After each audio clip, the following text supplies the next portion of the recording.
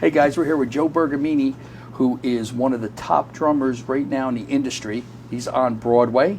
He plays for Jersey Boys. He plays for Rock of Ages. The man is all over the map. Plus, he has his own books that are out now. Give a warm welcome to Joey. And Joe, I just want to ask you some questions. Sure. Tell me how you got started. So I started in the 7th grade, and what got me started was it was just sort of a sudden thing. Back in those days, all the kids used to come into school with notebooks, and they had names of bands scrawled on the notebooks. Okay. And I saw these bands named Black Sabbath, REO Speedwagon, The Doors, Rush, Yes, Classic stuff. all that stuff. And so I asked my mom to get me the radio. I was listening to the radio. I started taping things off the radio, and one day I put a cassette in, and I was like making a tape or listening to the radio, and I managed to capture the song Subdivisions by Rush, and then right after that I captured Dance the Night Away by Van Halen. Okay. And I heard those two songs, and just something clicked inside of me, and I heard the drums, and I just said I have to be a drummer. So in my old-fashioned Italian household, my dad's like, well, I'm going to get you lessons at the local store, and you take the lessons. If you do well for a few months, then we'll get you a kit. So I went and I took lessons, and worked really hard at it. And I was taught traditional grip, played on the pad for a couple of months. Now, of course, that's not how I teach now. Things are a little different. But I did that, and I really wanted the set. And then in the store, it was similar to this store, the local store, had a drum set there that was my dream set. Dying for it, and yeah. A 4-piece set, and I got a paper route. Oh, wow. I saved up my money. My mom would help me sometimes in the morning. But I got a paper route because my dad wanted me to put in a little, work towards the set. And so I kept that up. And then once I got the drum set, from there it was like off to the races. I just was so inspired by the music on the radio. Now, I kept taking private lessons because my parents wanted me to do that. And I finally, the store had a teacher who I really clicked with. His name was Tim Solak. He lives in Houston now. Wow. Still in touch with him a little bit. And he wasn't my first teacher. He was the one who really listened to me. The other guys were a little bit more like, this is what you do, son, So after that, I would spend time, about a half hour a day, doing my lesson in the book. But unbeknownst to my teacher, then for like an hour and a half to 3 hours more every single day, I would just play along with my favorite songs. Wow. And half the time I spent playing along to Rush, because Neil was my hero. And of course, back then I probably didn't think I was doing most of it right, but I was learning a lot. But you were staying with it. And then as I got better, I started playing along to like more of the pop metal of the day, like Night Ranger and all the bands that I play in Rock of Ages, which is actually that's great. And I realized and ZZ Top was a band that I got into, and because I've been trying to play Rush and I've been learning so much, when I put on the Night Ranger and the ZZ Top and the Ozzy records, I found that I could pretty much like bury the drum part. Like I could play, it wasn't as hard as Rush, so I could play exactly what was there, and that just like was great for me. Like I felt like it was so cool that I couldn't hear the drummer, like I could play it so exact. And of course I was teaching myself a skill. I didn't know this at the time, but I was teaching myself not only why the drum parts existed, because how they were constructed within the ensemble, but I was also teaching myself to play along to an external tempo, like we tell people to play along to click. Because now on Broadway, every show you have to be able to play to a click. It's commonplace. The private lessons pretty much got me going. And of course, I think that's the best way, because the band director, typically in middle school or high school, they have to teach every instrument. What do you think about that? My wife's a band director, so she'll be really proud of me for saying this. Percussion's a special case where you really want to have an expert, because the vast majority of band directors are not percussionists. So the private lessons really help me out. So keep that in mind if you're a drum student. You really want to make sure that you have a private teacher. Now, having said that, once I got to high school, I did everything I could possibly do. I joined the marching band, I joined the orchestra, I tried out for the jazz band. Most schools you have to try out. That's another reason you need a teacher. This is a special thing. Tried out for the jazz band. And then I was playing in a band with my friends, and through that I made friends by being in the school band, I made friends with a lot of kids who played music that I wasn't into. I was into metal, like Iron Maiden and Ozzy and Dio and all the bands I mentioned. But I made friends with some kids who were not really, they were in a different clique, and they were into like the Beatles and Pink Floyd and Billy Joel.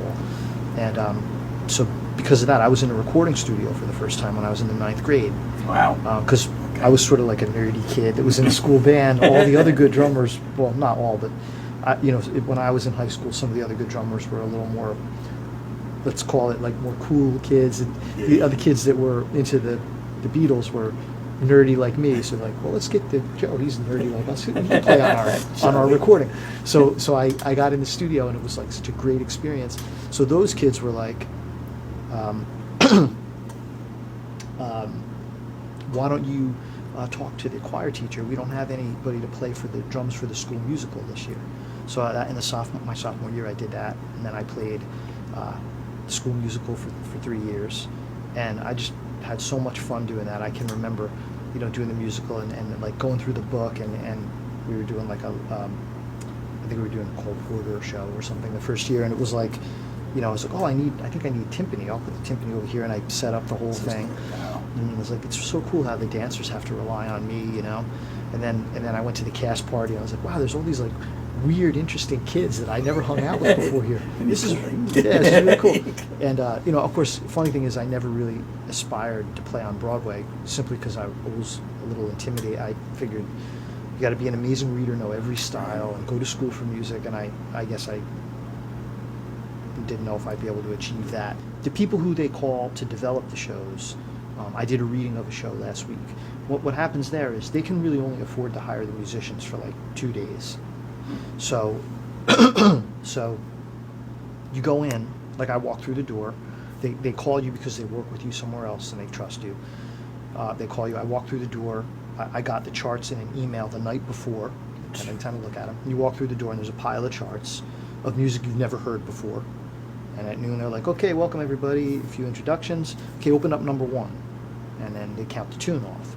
Wow. And you're expected to read it. And just like that. Yeah, and it was like 15 songs from a show. And if there's a little, this show had shifting meters in it, 5s and 7s and 3s. So you're doing a lot of reading, and you're expected to read it right. And then if there's a little rough part in like a tune, maybe 1 per tune for 5 minutes, you'll rehearse just that, run it down next. And then the next day you play a concert, maybe for backers or for people who can help move the show to the next level. Okay. So, and then of course when you do Broadway shows for a living, you might be doing like I did In the Heights, and then before that I did Jersey Boys, and then I did Rock of Ages, and I did Lion King. I mean, every one of those, the style of playing is really different. So if you want to get into doing Broadway professionally and do shows on a regular basis, you have to be able to read well. You have to know and be able to sound authentic in all the styles, and you have to be able to play to a click, and you have to be able to take direction. But I would definitely encourage, Broadway's become such a big thing, and we have, on TV we have shows. If you watch all the American Idol type shows, they're playing songs from all the music we grew up with and Broadway, and there's still a lot of places for people to play, not just sing, but to play instruments, play guitar, bass, and drums. Like, what's your advice to kids now? In such a fast-moving, time we live in now, where results are yesterday. I mean, can you just can you just in your opinion, how important music is, and to learn it, to put the effort in? It is a really different world today when the kids learn. So what I think you should do, what's really important, there's so much information out there now. It's on YouTube, it's everywhere. We're bombarded with information, and what winds up happening is that the information becomes so cheap that you don't actually absorb it. It's like, oh yeah, here's a Tony Williams video, I'll watch that for 2 seconds. Oh, here's somebody else, I'll watch that for 2. And so you wind up with a very shallow field of knowledge. Okay, so what I encourage my students to do is have a hero. Have a guy, like, if there's somebody you like, dig into that person, study that person. Whatever it is you're into, if you play bass or guitar or if you sing, do an in-depth study and try to glean inspiration. And then when you've done that, you move on. All of my students are like, I'm like, well, get this DVD or get this album or get this book. And they're like, well, I don't have any money. I'm like, you know what? I didn't have any money either. That's why I had a paperback. That's right. Okay? Yeah. Now, I understand that a lot of parents say don't want their kids doing something like menial, like a paper route in their mind. Yeah. You know, my old man thought it would build character. You know, it's a well. funny idea that it might build character. Well, But he's right. okay, so you don't want to do that. I didn't have any money. You know, you didn't have any money, but Right. somehow I bought albums. You know, when I would scrape money together, every kid gets money. Whether you get it from your parents, you get an allowance, you get a part-time grandparents, job, somebody whatever. would get it, yeah. You know, I would spend my money on albums and gear. A lot of my students still do spend it on gear. But then they say, well, I don't have any money for the content. I don't have any money for the albums. And of course, when you can get it all for free, why spend your money? Right? That's the reality. There's no putting the genie back in the bottle, right? Yeah. But what I tell my students is, and people who come to my clinics is, you made this bed now, and now you're going to sleep in it, because now you want to go into the music business, and the music business is ruined because of it. Okay? It's a fact. It's like, you want to get everything for free, you want to take everything for free, then you're going to go to school. There's all these kids, enrollment at colleges for music is not down, it's actually pretty good, it's pretty healthy. Okay. But unfortunately, and I tease my students, but there's a lot of truth, and I say, because of what you and your friends have been doing for the last 10 years, the music, yeah. what are you going to do when you get out of school? Broadway can't take 15 new drummers a year, maybe a couple guys break in. It's So hard. like I always go back to, there's no free lunch, I said it before. So, you know, it's great. It turns out that YouTube is great. It's like other internet businesses. It's great for the customer to pay nothing, Right. but sometimes you don't realize the repercussions that it has. And if you want to be a musician, there's definitely there are real repercussions having to do having to do with how difficult the business has become. And a lot of my students give a serious thought to doing this, which makes me really happy. That's because good. I put That's a lot good. of passion into it, and a lot of my students. I mean, to say a lot, but over the years, I've had many that have gone on to be pro players. I'm very proud of that. To that's try great. to prepare them for that. But you have to make them aware of the reality of what's going on. Yeah. I got it. Joe, thank you so much. We're here with Joe Bergamini, and guys, listen, check him out. He's all over the place. And go to Broadway. Chances are 9 out of 10 times you're going to see him. I don't know about 9 out of 10. 8 out of 10. We'll go that. Really put an effort in to learn an instrument. It's so important.